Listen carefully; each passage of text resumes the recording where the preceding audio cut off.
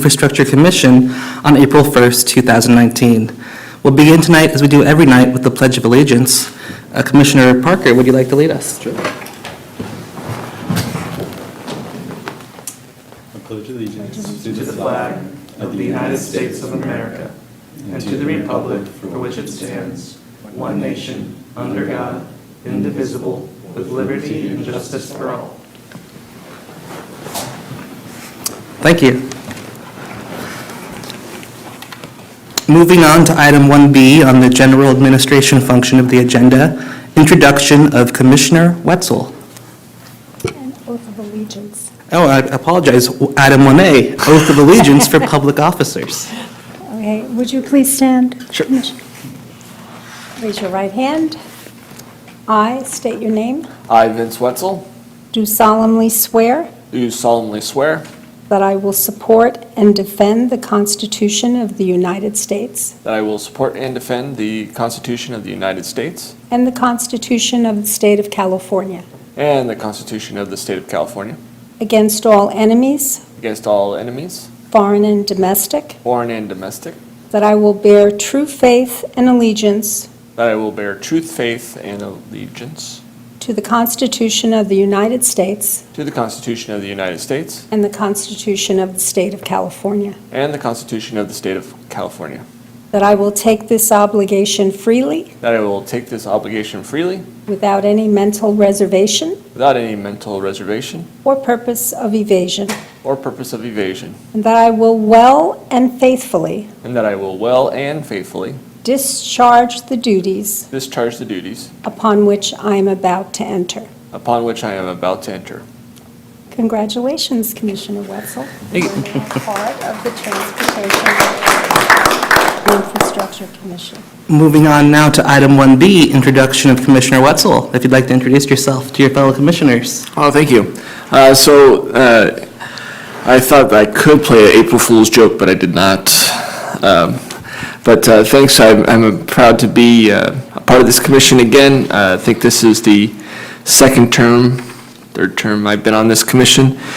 Before that, I was also on Economic Development Advisory Commission, and I've always felt that these city commissions are very valuable in not only bringing a citizen voice to the city government and providing a voice for folks to just talk about and give value and give comment to different things that the commission does and that the city does, but also it's a great opportunity for us as commissioners to understand what's going on in the city and provide a greater context of everything that goes on. I know it's sometimes as just ordinary citizens, we run into a pothole or we see something and go, why is this like this? But these commissions allow us to understand that, ask those questions, and I'm forever grateful for it. So thank you.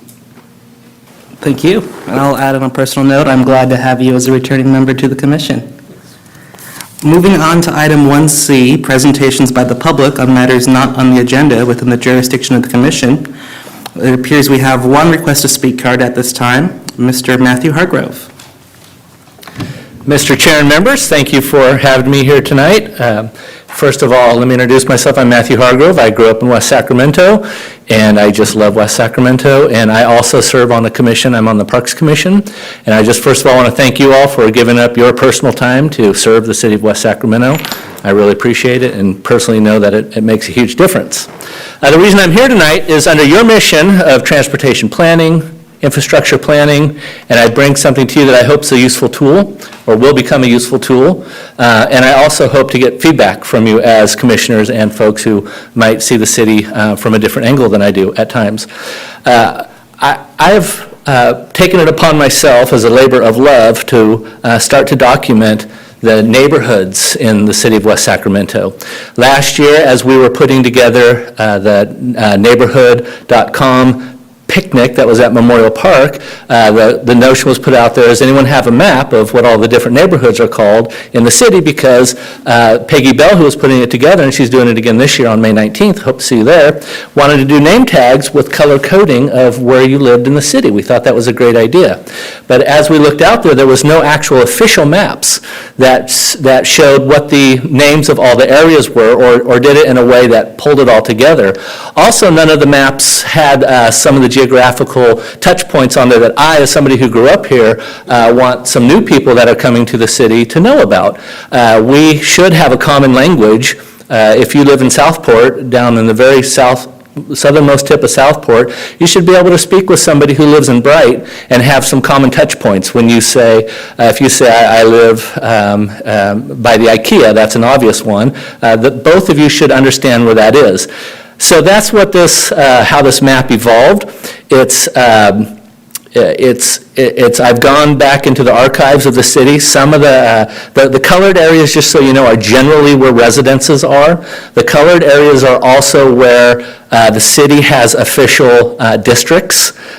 Sometimes they're unofficial districts, but things like Washington and downtown and the Bridge District, those are all areas that we currently have plans for, and I've tried to map those out exactly.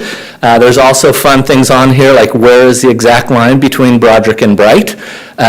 Depending on how old you are and where you lived and where you grew up, you might have a different understanding of where that is. And then the city and the school district at one point put a school that kind of divided where that line was between Broderick and Bright. And then the city decided to name a park that was part of that property, Bright Park, and some people would say that that was actually in Broderick. So it's a fun history. This map, speaking of history, though, isn't meant to be history. I am working with the Historical Society. They have their own maps where they're trying to put everything that's ever happened in the city of West Sacramento together. This is meant to be a living map so we can have common discussions, and my time is out, and I really appreciate you hearing me tonight. And I hope that if you have some feedback on this map, you can give it to me, because what we'd like to do is print them out for the neighborhood picnic on May 19th and give them out to people for free. Thank you very much. Thank you, Mr. Hargrove. I'll remind my fellow commissioners briefly that legislative bodies are prohibited by law from discussing items not on the agenda, but may ask clarifying questions, ask staff to follow up, or provide other direction. With that, commissioners, is there any comments? I'll say briefly then, thank you very much, Mr. Hargrove, for the presentation. I follow this map on the Facebook Community Discussion Board and look forward to seeing it progress. Thank you. Thank you. Moving on then to item 1D, Commissioner Communications. Commissioners, are there any communications you wish to share since the previous meeting? Seeing none, I will just briefly comment on two emails I received from the City of West Sacramento. One on March 25th about the I Street Bridge Lantern Festival recap, and one also on March 25th about $1 via rides to River Cat's opening night. I think it's fantastic that city staff is continuing to develop and involve the public and the community in those projects. So I look forward to seeing that continue. Moving on then to item 2, the consent agenda, consideration of approval of the minutes of the March 4th, 2019 Transportation, Mobility, and Infrastructure Commission meeting. Commissioners, is there a motion to adopt the consent agenda? I move to adopt the minutes. We have a motion by Commissioner Parker. Is there a second? Second. A second by Commissioner Wetzel. All those in favor, please say aye. Aye. Any opposed? The ayes have it, and the motion carries. Moving on to item 3 on the regular agenda, consideration of an update to the City of West Sacramento Floodplain Management Plan.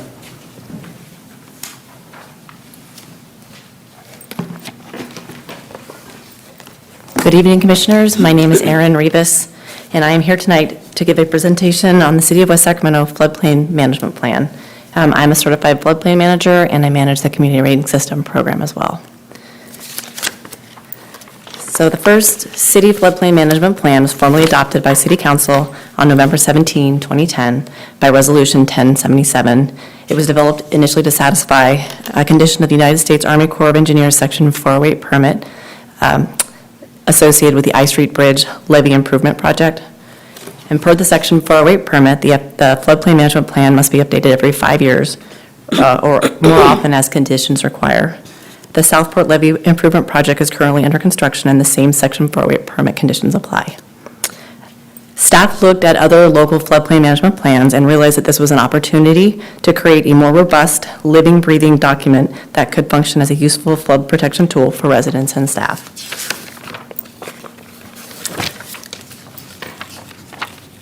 With the update, it allowed us to implement General 2035 and also to consider things such as climate change and the increase in greenhouse gas emissions and their effect on climate change and sea level rise and how that affects floods, but to update the city flood history and floodplain risk, expanding on some of the definitions of what floods and flood zones are, to address land use and planning, to update the current zones and building codes, emergency management efforts to adopt the 2016 Emergency Operations Plan, to acknowledge current levee and other structural improvements that have occurred since 2010, also to provide internal drainage improvement information. The initial 2010 plan was kind of levee heavy and a lot of emergency preparedness stuff, so it allowed us to implement other things that you know, localized flooding is actually a huge concern for us, not just the levee system.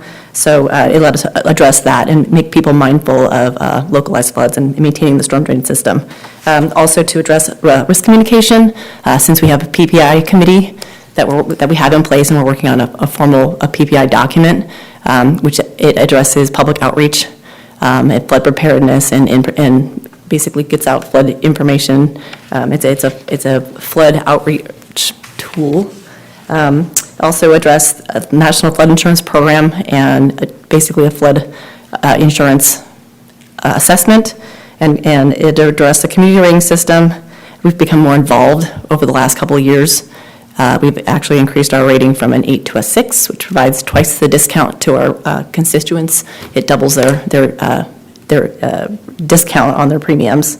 And it also incorporates a levee security plan, which didn't exist in the 2010 plan, which talks about terrorism. Our flood levee system is sort of an open space, not entirely secure. So it talks about how we use our PIO, or public information officer, to ask residents and other people in a community to be mindful of malicious or nefarious activity, to report it to the police department.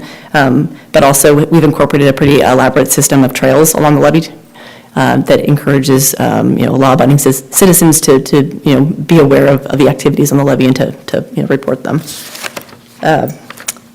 So basically, the benefits of the floodplain management plan update is that we satisfy the Section 408 permit that is associated with the Southport levee construction project, but also provides a more robust floodplain management tool for staff and constituents. It functions as an implementation of the General Plan 2035. It aligns with the 2017 City Council Strategic Plan top priority flood protection and the city mission to provide quality municipal services, quality city infrastructure and facilities, and to inspire community improvements that add value to the lives of our residents. Any questions? Thank you. Commissioners, any questions or comments? Commissioner Wetzel. Thank you. Thank you for that, for the great report and also for the presentation. I really applaud the inclusion of the localized flood planning piece of it. I mean, especially with the rains that we've had this year and the issues that other communities have had with localized flooding. I think obviously the levees and the rivers get all the publicity and all of that, but localized flooding is also a big issue and a big problem. And as an insurance professional, I do think that's very important, especially with the National Flood Insurance Program, that the city continues to promote that, because that's not on flood is not on your homeowner's policy. So it's important for folks to understand that even though we have really improved levees, flood is still a big issue, and you got to make sure that you're protected and you protect your assets. So I applaud the city for updating the plan for localized flooding and of the levees, and including everything, and also promoting NFIP. So thank you. Other questions or comments? Commissioner Zimmer. I have a comment. First of all, I want to say I really enjoyed this. I thought this was a very thorough document. I like the way that you addressed, the in-city flooding from a storm. I like the way that you had emergency management plans. I like that that the city is considering climate change and setbacks and in levee improvements, including cutoff walls and seepage. I thought that was all really great. There was one thing, though, that I wasn't sure was addressed explicitly in the plan, and this is going to be a bit of a long thing. And going back to harping on the levees, I know that we're aiming for a 200-year level of flood protection, and we talk about the different modes of failures as being levee failure and then sort of in-city failures as well, in-city flooding. And I want to point out there might actually be a third mode of flooding that may be a problem in the city, and that's levee overtopping. And so I don't think that levee overtopping and levee failure are the same thing, and here's why. Levee overtopping means that water is coming over the levee. You have sort of some annoying flooding going on. A levee failure is a catastrophe. And levee overtopping can lead to levee failure, and often does in big serious events, but it doesn't have to. That doesn't have to be the case. And so one of the things that I'm a little bit worried about is that we talk about 200-year level of protection. And the last time I checked, that's based on probability and statistics from sort of previous events, what we know going up into this point. But considering climate change going forward, a 200-year level of protection may not be every 200 years. It may actually be a 40-year level of protection. And so I think we as a city, I think we need to assume at some point there's going to be an event in the not too distant future where those levees are going to be, they're going to overtop. And they don't have to fail when that happens. And so one of the things I think would be great to consider is how do we plan for an overtopping event and prevent it from leading to a failure event? Do we need to do some hydraulic engineering to identify those areas that are perhaps most susceptible to overtopping and strengthen those? We may need to think about strengthening the land side of those levees. There were failures in 2005 at Hurricane Katrina where levees overtopped and then they failed. And that was the difference between 1 or 2 feet of flooding and 10 feet of flooding or 12 feet of flooding. That's the difference between nobody losing their lives and potentially substantial loss of life. And so I guess I would like to see maybe more explicitly in the plan talking about, if there is an area that we think is vulnerable, to consider, this doesn't have to be expensive. It can be it could be concrete pads on the backside. It could be, we have all this high-tech seepage control, and I think that's great. I think that's really, really, really important. But some of the fixes that can prevent a levee from failing from erosion on the backside don't have to be that expensive.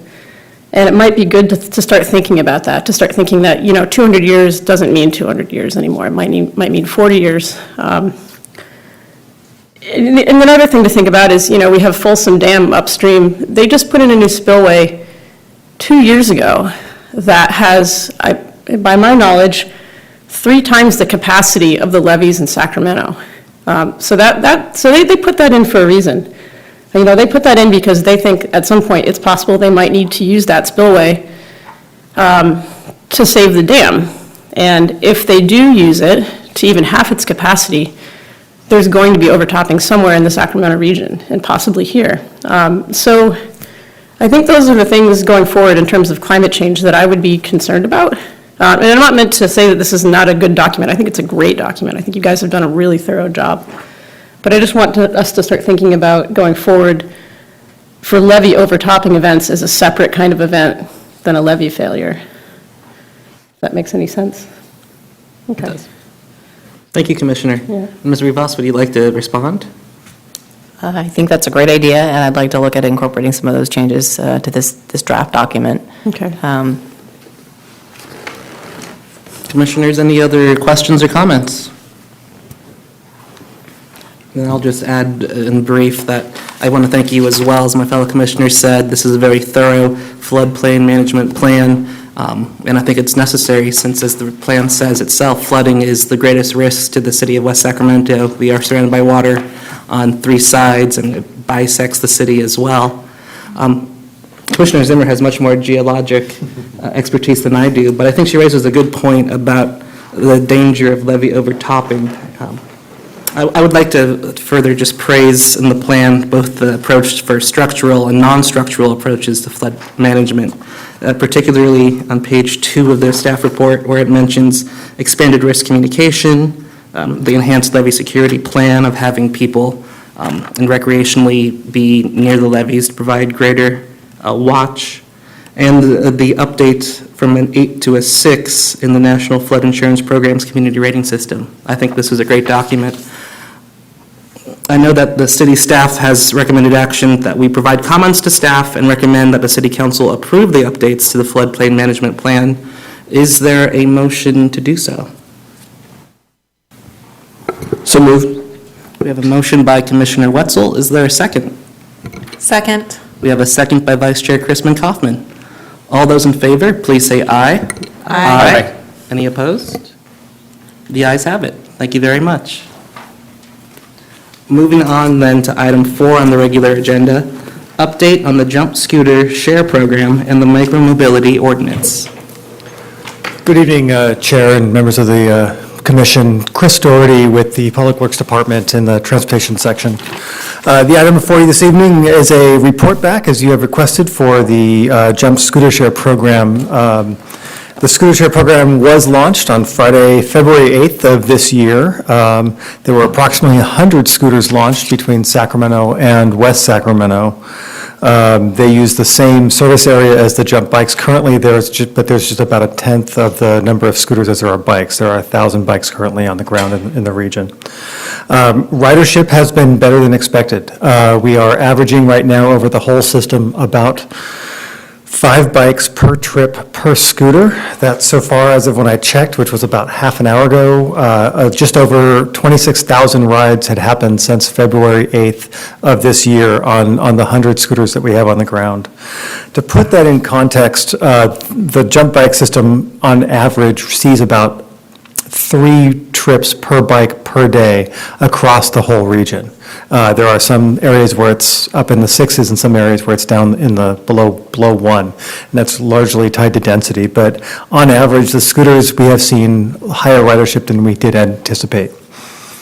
On the larger micromobility front, in November of last year, I brought a conceptual framework for a regulatory structure for the micromobility ordinance to this body, which was unanimously approved to go forward to City Council in ordinance form. City Council adopted that ordinance on March 20th last month, and that ordinance will go into effect on April 20th. Just in a few weeks. And it kind of focused on 5 primary areas, and that's equity, device parking, data sharing, user education, and a new fee structure. And with that, this concludes my presentation, and I'm available for any questions you might have. Thank you very much, Mr. Doherty. Commissioners, any questions or comments? Oh, I apologize. Before we get into that, there is one public comment request to speak. Mr. Hargrove.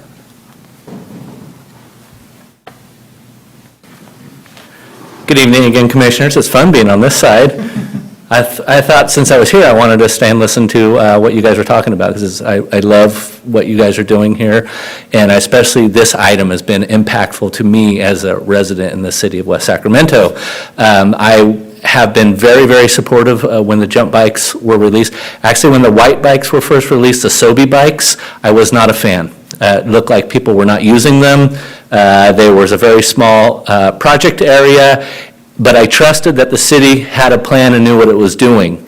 And I think through this commission and through the work of folks like Mr. Doherty, the rollout of the jump bikes was really great. And it induced somebody like me who has to wear a suit to work, and I work downtown, to change my habits. Before, I do like riding bikes, but the jump bikes with the electric motor on them, I can wear a suit, ride downtown even when it's hot, and not have to shower when I get to work. That's been a game changer for me. So as somebody who lives at the end of Park Boulevard, since they've released these bikes, every day when it's not raining, I've been riding a jump bike. I'm about to hit 1,000 miles on jump bikes. That's just trips back and forth. That's almost 400 trips one person will be doing. So that's about 90% of those are going to be replacing car trips. So that's well over 350 car trips that have been reduced because the city of West Sacramento stepped forward and put these out there. And now with the scooters, I love them even more. They're fun. I actually pay more money to ride the scooters. It's more expensive to ride them, but they're fun and I smile as I ride them. So as I share, I wanted to give you the testimony of somebody who this policy has really impacted. I really enjoy being able to ride the bike through the neighborhoods. They do help reduce car trips for me, and they get me to work actually faster. It takes me 20 minutes from door to door on a bike. It takes me 25 minutes when I have to walk down 6 flights of step out of my parking garage. So thank you very much for your work in this area, and thanks for indulging me with a second public comment. Thank you very much, Mr. Hargrove. Commissioners, any questions or comments? I do have a question. So, it's on. Making sure. It seems like this program is actually very successful. We're averaging 5 rides per day per scooter, so it's 26,000 rides. Is there any plans in the near future to expand the program? Sure. JUMP is looking right now. Both cities are currently going through a mobility ordinance structure. I believe tomorrow night, the city of Sacramento is going to hear their ordinance, which will address the same thing. We expect when they're 30 days up, and that's effective, which I believe will be May 2nd, that we will see many more operators even come in and have multiple operators besides just JUMP in the system. So we do expect JUMP to increase their number of devices here because of the ridership that we're demonstrating. They've been very successful here. JUMP has since they launched the bike share. We have always maintained some of the highest ridership of the JUMP bike system in this region than they've seen across the country. So clearly they're well received. We're kind of the right market for this. So I would anticipate that even right now on the ground, we have between 150 bikes in West Sacramento and 50 scooters. We anticipate we have the capacity for about 500 devices, maybe even up to about 700, without getting too kind of cluttered and feeling that. So we do anticipate more coming and having more and more of these mobility options as they emerge through these new trends available to our residents. Thank you very much. Other questions or comments? I just had a couple questions, comments, and thank you for the presentation. I share a lot of the same sentiment that our public comment had. I think it's changed a lot of mobility habits, which is a really great thing for the city and the region. A couple questions, and maybe you might not have this information, excuse me, but if you can see any differing type of trips from the scooters versus bicycles. I know there's that additional scooter trips, but are they shorter trips? Are they intercity? So if it's just West Sacramento based, or are they commuting on scooters as well? That was my first question to kind of know if that is Sure. different. So far, the average bike ride is just under 2 miles. We've seen some really high mileage, which I think has to be some kind of anomaly. I think there's been a 99-mile trip every month. I think that's someone sticking it in a car and doing something, but we haven't verified that. But about 1.85 miles is the average jump bike trip. The average scooter trip is a smaller shed. It's about 1.3 miles. But keep in mind, they've barely been on the ground now for about 50 days. So our sample size is very, very small there. But that was one of the nice ways that we got to launch the system kind of gradually, is to really see how people are using them, so when they do grow, we can grow with education and with some level of how they're going to move around, because they may not be as appropriate in Southport, but they might be more appropriate in our more dense urban areas. So right now they're focused around the riverfront, and around here there's 8 different hubs within the city of West Sacramento that they are located, but we're seeing kind of a shorter shed trip, about 1.3 miles. Got it. And the second question was, I know that the city of Sacramento is going through a process to develop their own shared rideable ordinance as well. Is there many differing items within those two ordinances, or are they fairly similar? So ours to theirs? There's a similar structure. We are focusing a little bit, but those 5 areas that I mentioned that we're focusing on, they are also focusing on, but handling it a little bit differently. Where that we really differ is on the fee structure. Their fee structure is much higher than ours. They take a lot of things into account that the paid parking issue there with the on-street parking and having a scooter hub in where a car parking would be, they have to pay for that parking space annually. It's about $3,000 per space. So that it does enlist a much higher cost between that and some of their other functions than our structure is. Since we have a very different land use context here, we didn't include a parking fee because we don't have paid parking over the majority of our city, like in the service area like Sacramento does. So we took a little bit of we weren't sure how to price this, so we're going to do a security deposit approach for the first year, which will then kind of derive our fees, and then we'll establish a fee in 9 months, so that we weren't either overshooting or undershooting on our fee structure. So. Got it. Great. Thank you. Other comments or questions, commissioners? I have just a few then. I'm sorry, Commissioner Wetzel.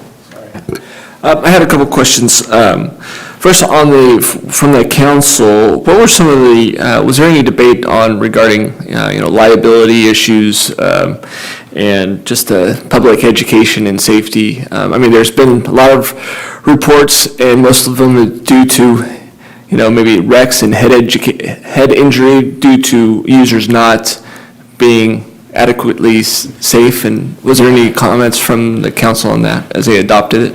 There was actually one of the kind of driving points, which is really around that user education. And that kind of dovetails also into device parking, but also in just how to use a scooter, especially with a scooter. Bike, most people do understand how to use a bike. We're still having some issues with sidewalk riding, which is an issue, and we're hoping to work with Jump very closely and whatever operator comes in to better educate users that it is just really not safer to be on the sidewalk. It might feel safer, but cars don't expect you to be moving at that speed on a sidewalk. Whether you're on a jump bike or your own personal bike, it's a less safe option, and most people don't know that. We're doing a few different things as a city. We're actually working with Jump. They're funding some bike safety classes that we've been running. We've now run about 8 of those since last fall, and we're planning to do some more as we go into spring. But I think there are some app-based techniques that we can do and work with the providers. To use the example for device parking, if you've used the scooters, you have to take a picture of the scooter when you park it. And there's a certain kind of feedback loop, ideally built around guilt, that you have to actually place it in the correct area. But those things are really, they work pretty well. It doesn't really handle if someone can move it after the fact, but at least the user has put it back in a place that they are responsible for when they do it. So I'd like to see some of those things move into being used in the bikes as well. But to have a more kind of robust education as you sign up, and maybe periodically to watch a video about how to ride and use the devices, I think can really address some of the concerns that we've been hearing. Great. Another one is Southport and usage. Is there any data on any, I know that you guys were thinking about putting a hub near Nugget. I haven't seen any hub there, but is that in the usage, and have we seen any usage kind of seep into that area? So we expanded the service area, I believe, fall of last year, and we've seen some good ridership down there, but what we haven't done is site the hubs down there yet and in some of our residential areas. And residential areas in general kind of pose a problem for hub siting, because there are less opportunities to place it that's not in front of somebody's home. Nobody wants that in front of their house. So we have either park sites, whatever commercial site. For example, we're placing one on the Sycamore Trail under the Phase 1 on Michigan Avenue, because we have a lot of usage in that area, but not a lot of opportunity for hubs. So where we have those opportunities, we're working with Jump and going to start siting those hubs in the residential areas. We have seen the ridership. I think we're seeing those sheds kind of open up with the power-assisted bikes. People are going farther. We are right now just don't have a really good end-of-trip solution for that bike. So we're getting some complaints on the city side about there's been a bike locked to a stop sign for a couple days. And it's usually the same 1 or 2 riders, so usually some communication can kind of help with that as well. So we're addressing it from a couple different angles, but you'll start seeing more and more hubs kind of pop up in the Southport area as we move forward. And then you touched on it a little bit. What are some of the complaints, and is there any other abuses that have been brought to the city's attention? Especially in the last, I guess, 7 weeks with the scooters, but then also the bikes as well. So I have received, and I'm the point of contact for the city for these, I've received very few complaints about the scooters, almost no complaints about the scooters. I do get the occasional abandoned bike email or out of our Westsat Connect program. Those come to me, and it's mostly about someone's left a bike here for 3 or 4 days. We think it's abandoned, and it's just maybe not understanding fully how the system works. And over that time, Jump will take and kind of redistribute the bikes. So usually over a couple-day period, that one will disappear, usually right after they've sent that email in.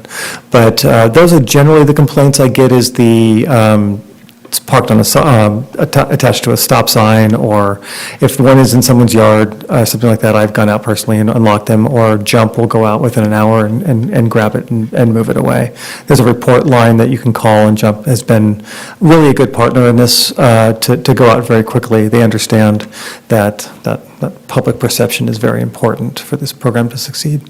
Great, thank you.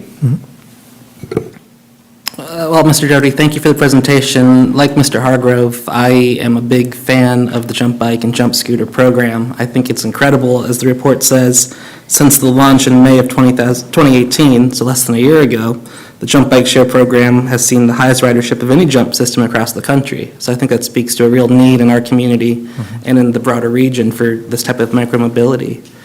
I requested this item at the last meeting because I know many of my fellow commissioners are new and weren't here last time when we discussed the micromobility ordinance in detail. I was wondering if you could elaborate just a little bit on one of those areas you mentioned today, the equity portion. Sure. So right now, we are looking to ensure that all of the residents in West Sacramento, ideally, well, to some extent, that these transportation options are available to everybody if possible. We aren't dictating the service areas, so that might change at some level, but we do want to make sure that, much like Sacramento is doing on the other side of the river, that the older neighborhoods and some of the neighborhoods are not left out of these systems. So what we're doing in our requirement through the permit is to ensure that whatever operator comes in submits an equity plan. So they tell us how they plan to approach that scenario. We're not being very prescriptive with how they do that because we really want to see how the operators come and how they interact with our city, because they could do it in very different ways. But for example, Jump is right now going through an equity plan that was mandated with their contract with SACOG that addresses the reduced membership plans called Boost plans. But they're also doing a lot of marketing out to the various neighborhoods just to ensure that people understand that they can use these, why that hub is in front of the apartment complex, that they're available to people. So they're taking a pretty robust marketing approach too. So those are similar methods we'd like to see in our city as the new operators come in. Thank you. And I know part of this micro ordinance plan is also to do the data collection to see how successful it is and to see, as your comments, Mr. Wetzel, were how best to expand it within our community. I had one question about the city's data tracking policy. I read a LA Times article last month. LA wants to track your scooter trips. Is it a dangerous precedent? And in there was some concern by privacy advocates about city tracking of the usage of, in that case, scooters, or I believe bicycles, actually. But I was curious, part of what that article mentioned was one way to make sure that this data isn't used improperly is keeping the data classified as sensitive and confidential, which means information is not published on the city's open data website or subject to public records requests. I was wondering, does the city of West Sacramento have a similar approach? So the approach we have taken is to request completely anonymized data from the operator. I don't want to know who it is, but I want to know approximately where people are moving and how they're doing it. So we took that approach just because we did not want to be responsible for the anonymity of this data moving forward. Because we plan to use this data along with other data from our other mobility options, whether it's transit, whether it's via, whether we just know how cars move around the city, and layer that and really understand how people do move around the city. We want to have as much robust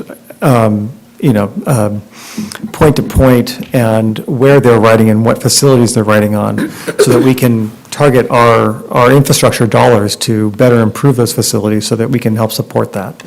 But so we've basically taken the approach where we just want it anonymized as much as possible, even if it's done by a third party.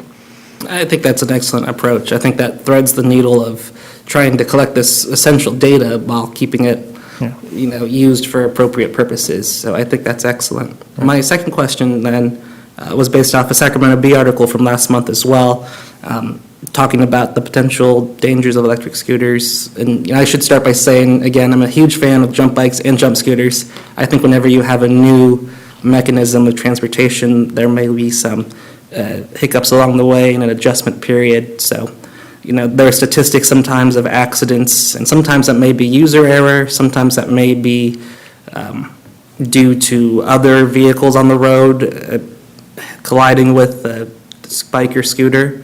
From the article from the Sac Bee I read, it mentioned that there have been some early reports of some scooter riders in Midtown having accidents while crossing train tracks and et cetera.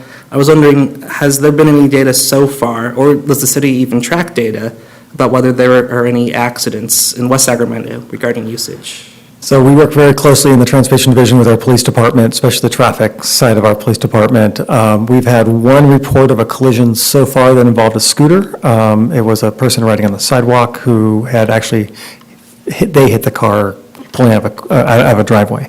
That person was cited. They were obviously using it incorrectly, being on the sidewalk, as they are mandated by the state to not be able to be operated on the sidewalk. But that is the only incident we've heard of at this point. But we do track this data, and we get regular reports from our police department on that. As for some of the safety data, and we do know public health data lags fairly, about a year-long lag between when it's reported, and we like to use this to kind of gut check ourselves a little bit with the scooters. 24 months ago, we had never heard of a scooter share program. They didn't exist. So we're operating in an environment that is moving very, very fast, and the data is just now kind of starting to keep up with it a little bit. So we're learning more and more as we do normalize with these modes in our systems, how they work, how people will use them. There is going to be a learning curve with residents. People will learn to lean back a little more on the scooter so you're not as top-heavy and go over the front. And so there probably will be some incidents at first, but I think we'll normalize like we have with the jump bikes as we move forward. I think that's great. And I know user education is part of the 5 elements of the ordinance, so I think it's a bright feature there. I want to just conclude by saying again how much of a fan I am of seeing the jump bikes and jump scooters since they were introduced.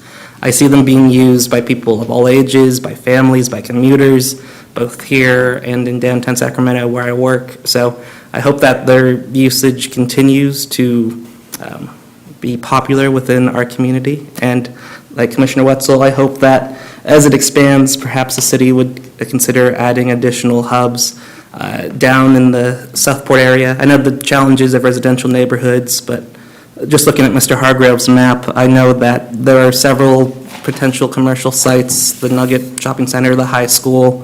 If the Heritage Oaks Treetop Park opens and is popular, that potentially could be additional sites down there, just as there are sites in the Stone Street residential neighborhood. Yeah. Thank you. Thank you very much. Sure. Moving on then to item number 5 on the regular agenda, consideration of the Sacramento Area Council of Governments Green Means Go pilot program. The benefit of having back-to-back presentations, I need to get up and sit back down. So good evening. Again, Chris Doherty with the Public Works Department. The item before you is a presentation and information about SACOG's Green Means Go pilot program. Earlier this year, SACOG is partnering with the California Air Resources Board to come up with a program to seek state funding to fund projects throughout the region that do 3 things. Those are accelerate infill development, increase modal choices for transportation, and electrify the current transportation network. So they reached out to member jurisdictions and asked for their support to do either a resolution or a letter so they could take that to the state to find support to fund these programs. They also asked us to do a pre-application, which we submitted on March 15th, with projects that we felt could achieve those goals of those 3 buckets that they had identified.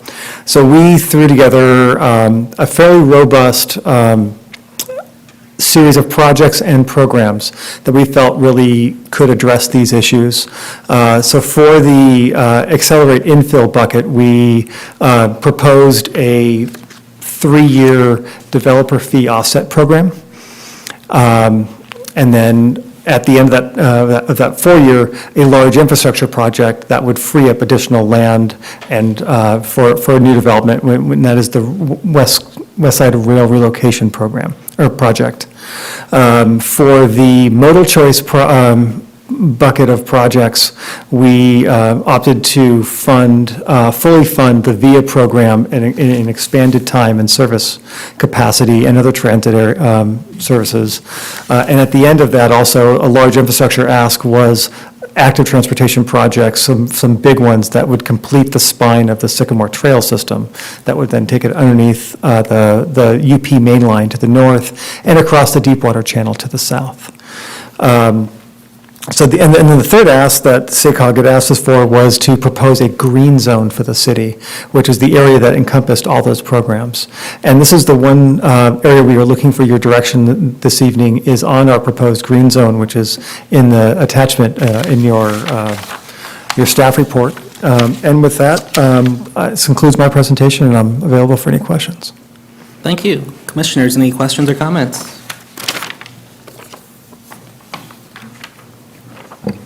I'll start, I guess.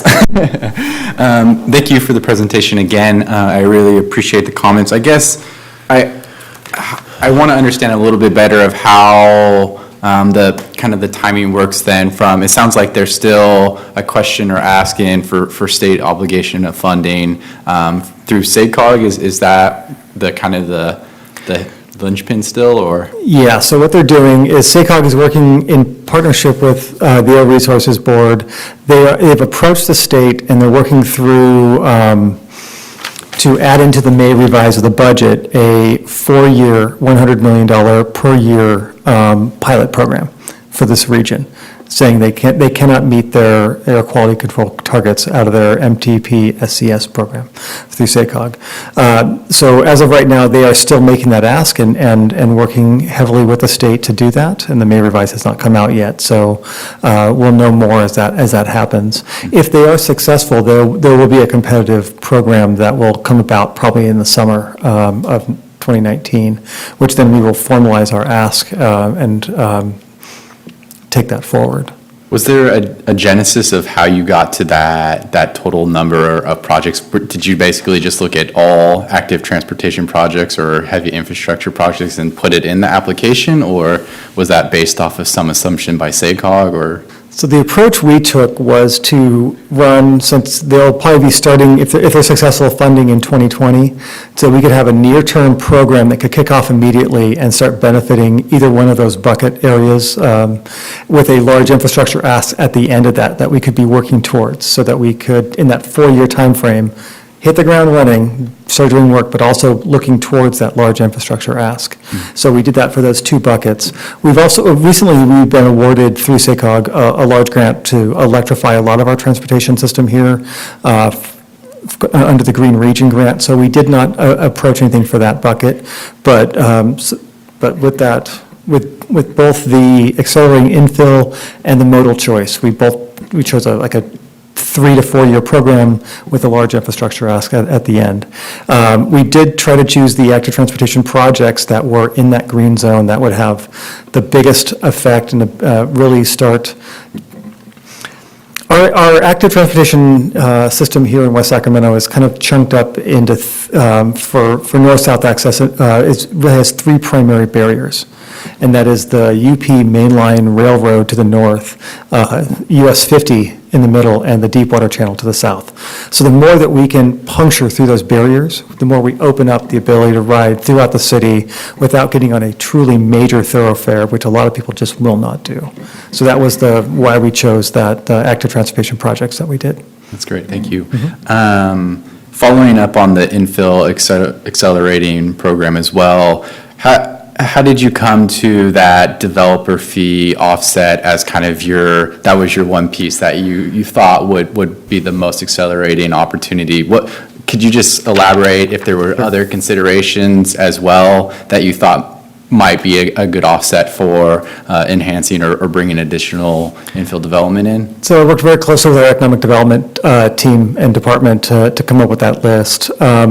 Quite frankly, we have used almost every other tool in the toolkit to accelerate infill in West Sacramento when it comes to either grant funding, most of the infrastructure for the upsizing for new infill development, doing the frontage improvements for those areas already. And the only thing what we are hearing from the development community is that the only thing left really to do would be to waive the development fees.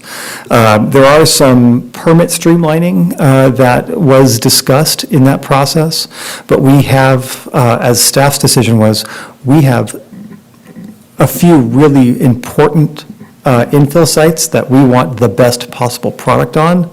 So permit streamlining and taking it out of the decision-making process was less of a priority to us, more than we'll handle it on the fee side than we would about making a by right development there. We just want to really ensure through our discretionary permit process that we have the best product going in these opportunity sites that we have. Great, thank you. And the last thing, I guess, in the actual map itself, just looking at it, and I don't know if you happen to know, but I know there's a lot of discussion around opportunity zones right now. Right. And how this kind of green zone overlays with the opportunity zones within West Sacramento as well, because there's probably a strong nexus for bringing in some additional financing for those projects. I think it does to the north, if I'm in the Brighton Broderick area for the opportunity zone, but I will verify that. That is the one level of analysis that we did not do for this, just because of the hastiness of their program. We had about 30 days to put together a council resolution and a pre-application. So we will look at that as we move forward through the competitive grant process and align those two efforts. Great, thank you. Other questions or comments?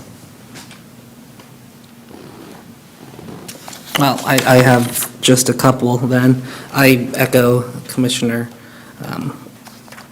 Parker, where I think that it is an excellent and robust ask, as you said, to have the staff ask for nearly $100 million in funding. But I think that this area in West Sacramento certainly qualifies, so I hope that the city is successful in that ask.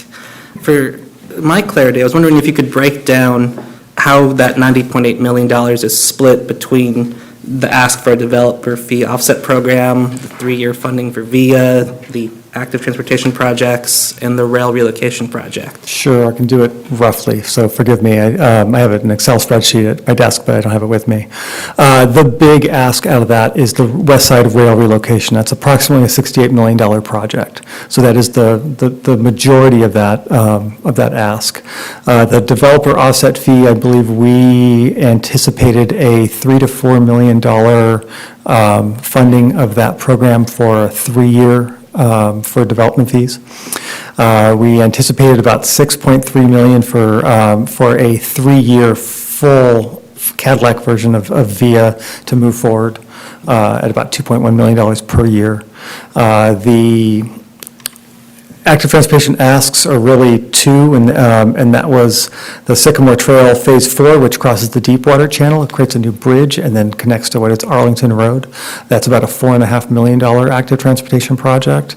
And then the underpass under the UP main line is we anticipate that to be about an $8 million ask. It's a fairly major project that involves a lot of coordination with Union Pacific and other entities to move forward.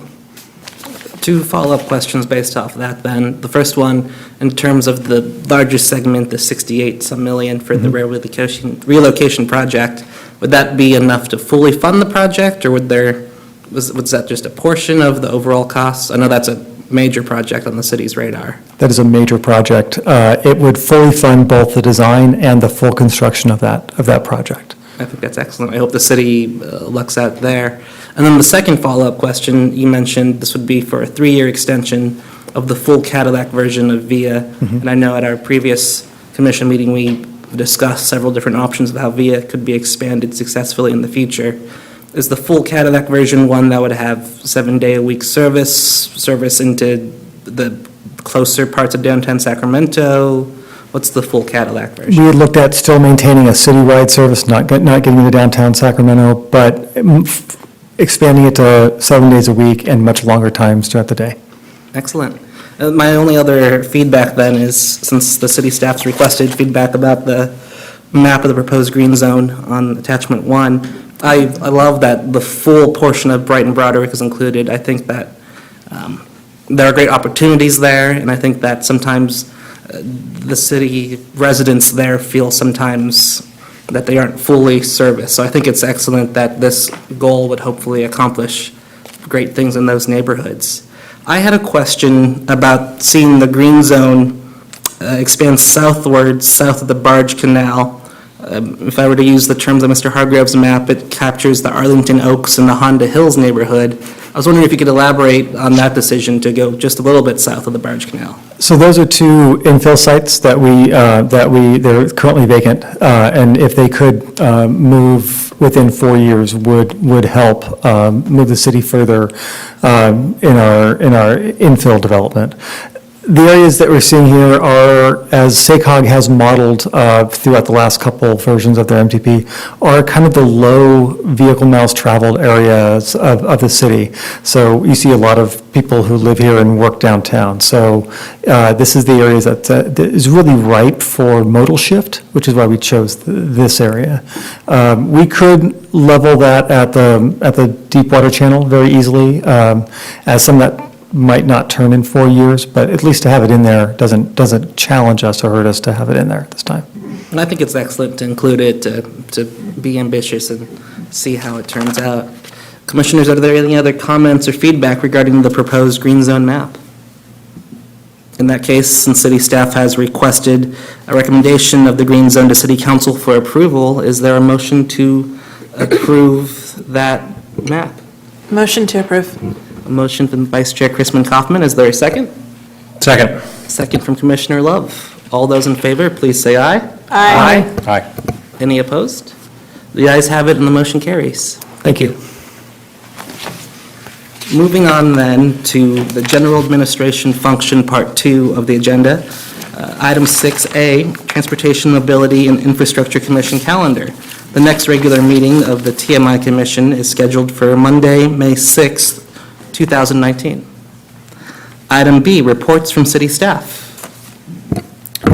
Mr. Chair, members of the commission, one of the items that did not come before you this evening was an update on the streetcar project.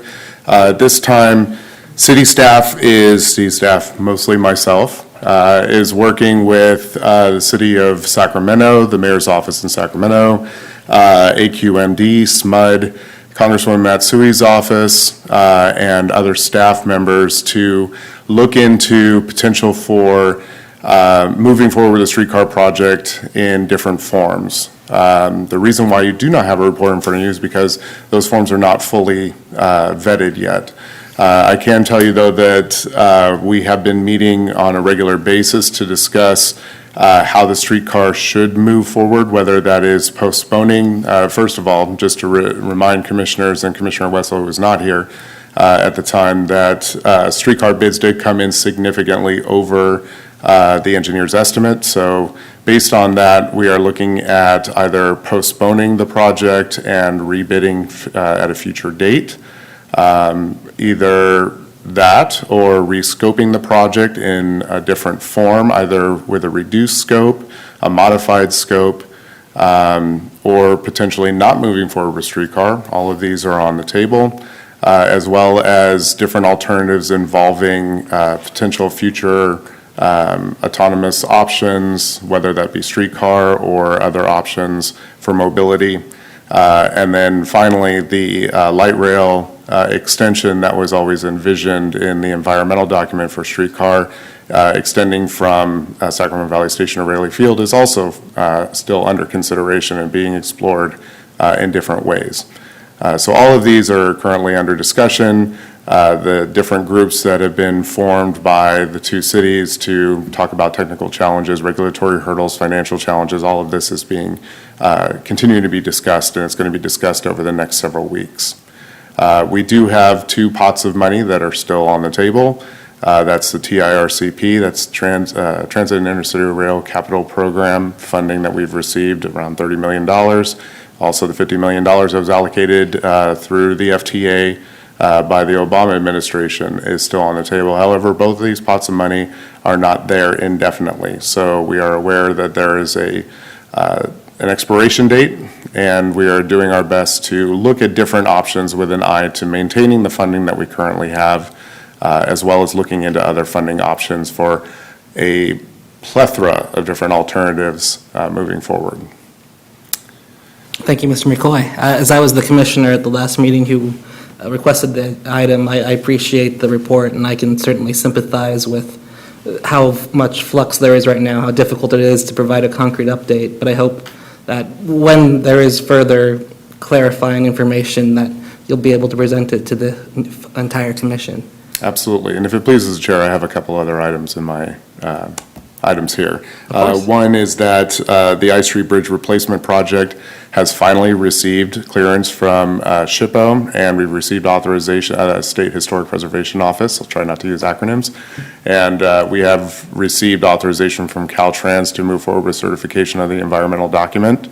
It's a big yay. And so we can expect to see that coming before the city of Sacramento's leadership, first for certification and secondarily from our city for concurrence on that certification. You may have attended, I'm not sure, but there was a lantern lighting festival that you had mentioned. Hopefully all the commissioners had a chance to go. It was absolutely fantastic. I have not seen so many people with so many smiles on their faces and doing something that has rarely been done in either city. And I think it's definitely given people a different perspective on the existing I Street Bridge and the potential it has for becoming a bicycle and pedestrian facility. I think getting an opportunity to actually walk across the bridge without traffic going over it in a well-lit manner, artistically lit, and being able to use the entire space really was a unique opportunity. Hopefully not the last time we're going to get to do that. I understand the city of Sacramento is very much now in support of that project, and we are looking forward to bringing a final report before the commission. That feasibility study has wrapped up. It's under purview of Economic Development Department. So at this time, I don't know exactly what the timeline is for the commission seeing that report. Also, we have the I Street Bridge Replacement Project architectural design open house that happened on March 28th. We had Councilman Ledesma presenting, as well as Steve Hansen from City of Sacramento. There were 9 different architectural renderings that were presented, different options for the bridge. At this point, we've received a lot of comments from the public. It was very well attended and shoulder-to-shoulder, standing room only. We received a lot of feedback, and from the feedback we've received, we're going to be taking those 9 options and narrowing them down to probably 5 or 6 options from here. So as we get that information, the results from that, I'll be coming before this body to present what was presented before and what has been narrowed down now to get your feedback. And then we're going to probably have, in the next couple of months, another open house only here in West Sacramento at the Galleria downstairs. And then I'll let you know when we intend to move forward with that, when I have a concrete date. And that concludes my updates. Thank you very much. Moving on to item C, future agenda item requests by the TMI Commission. Are there any future agenda item requests? I have one thing to note then, and it may not warrant an item of request, maybe it's something you can answer right now. I noticed that the City of Sacramento recently started a pilot program with GIG, which is the all-electric vehicle car share program. I was wondering if the City of West Sacramento had any similar plans, given that an all-electric car share fleet would seem to satisfy many of the city's planning objectives.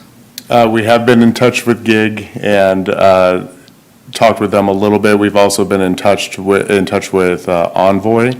Envoy, we had the initial meetings with about 8 months ago to discuss different opportunities there. At this point in time, we're working on a lot of other mobility projects. We assume that when we kick off our mobility action plan that we're going to be obtaining data and really looking into all mobility options, including car share. But at this time, we're just waiting for that to move forward and for us to get additional data and then take it step by step. And we'll be able to see how it's working for Sacramento at the same time. Excellent, thank you. If there are no other future agenda item requests by the commission, moving to item D, adjournment. Is there a motion to adjourn? Or not? Let's stay all night. I make the motion to adjourn. We have a motion by Commissioner Parker. Is there a second? Second. A second by Commissioner Wetzel. All those in favor, please say aye. Aye. Aye. Any opposed? The ayes have it, meeting adjourned. Thank you very much.